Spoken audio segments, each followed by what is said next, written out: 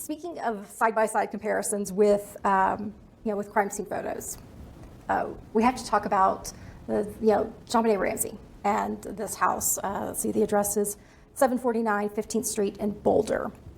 So when I was looking through the photos, where the back door to the kitchen, it was an outside shot, and it showed just this door open to the house.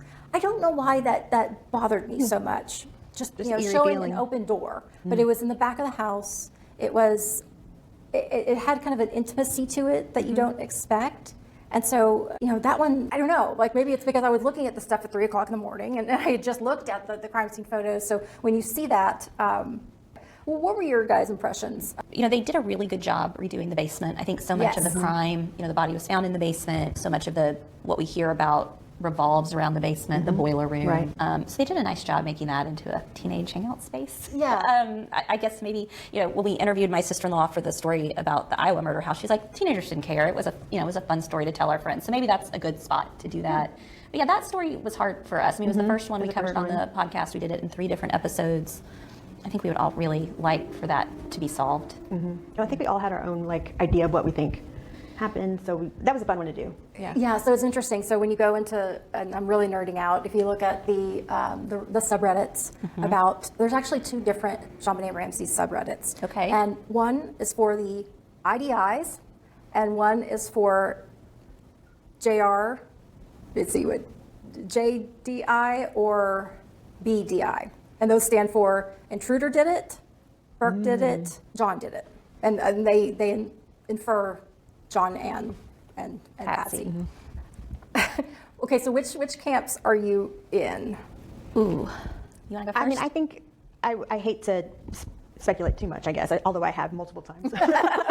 We're supposed to speculate. Right, We're talking about. I just think there's so many weird things that an intruder wouldn't necessarily know about the family's morning habits, where they kept things in the house. That's always bothered me, and the way that she was found has always bothered me. Just the dad going down there, and it just those 2 things in particular really bothered me about that case. And so I'll kind of broaden it and say, okay, so if you haven't followed the case lately or have kind of forgot some of the details, so it was day after Christmas. The kids had gone to bed, and the next morning, Patsy comes down this spiral staircase, and there's a note on the bottom step, and it's this ransom note. And I make it sound singular, but it was a multi-page ransom note, which at the time was very curious.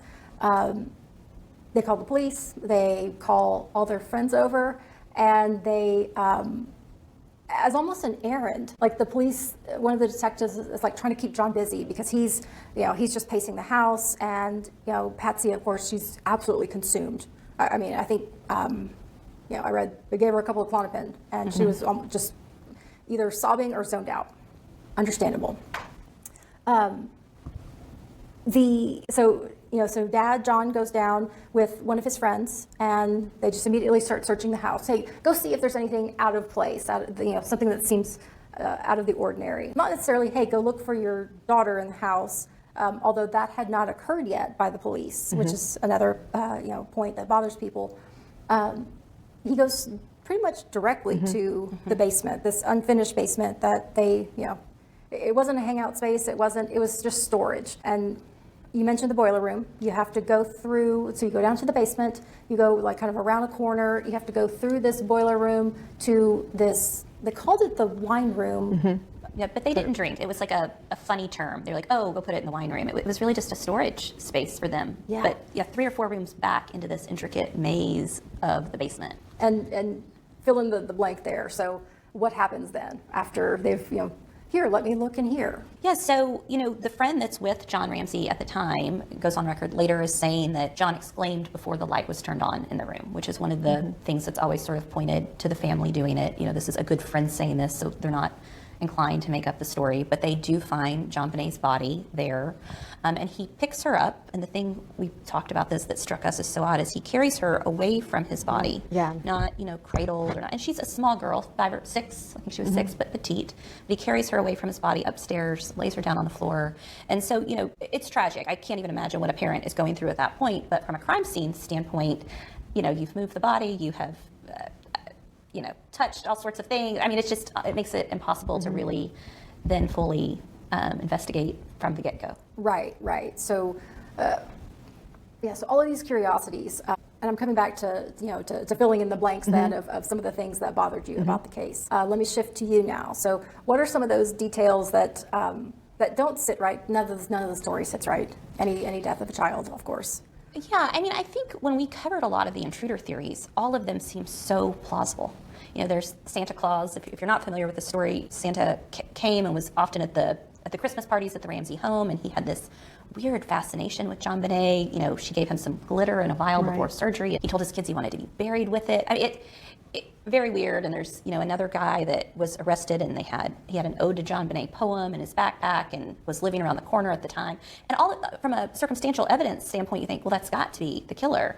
But the DNA has ruled these people out, and it's also ruled the family out. And so I'm always curious, did the DNA get contaminated? Is it the right DNA? I think the thing that makes I could argue at any point as to who did this in this case. I mean, if you were to say, okay, argue it of an intruder did it. Okay, now argue it that the parents did it. I know we're starting to run out of time, but so personally, I think Bert did it.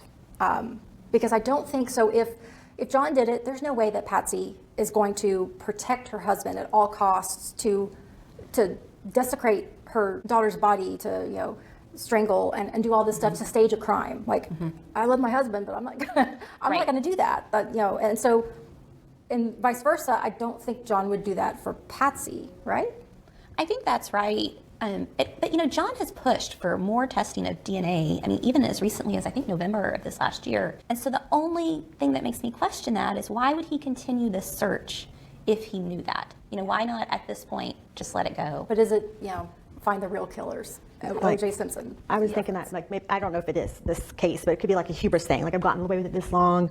I mean, it seems like Keep the killers do story that all in the time. news. Right, yeah.